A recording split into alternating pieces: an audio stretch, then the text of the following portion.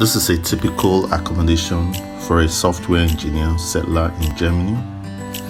Typically 800 euro worth of accommodation with furnitures already in.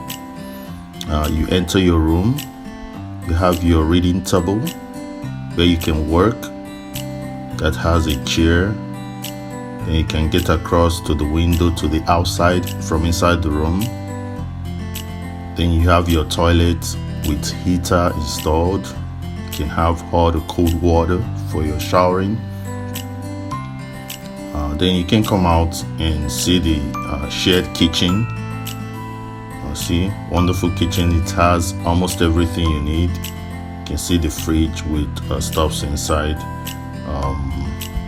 The oven if you want to bake. Everything is electronical and thermal, very comfortable for you. And you can see the window outside to the rest of the city.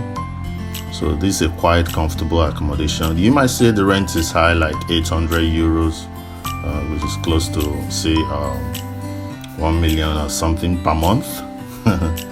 Quite high for Nigerian living, but yeah, it's okay because you move in without buying furniture. Yeah. Thank you. Please hit the subscribe button for more videos.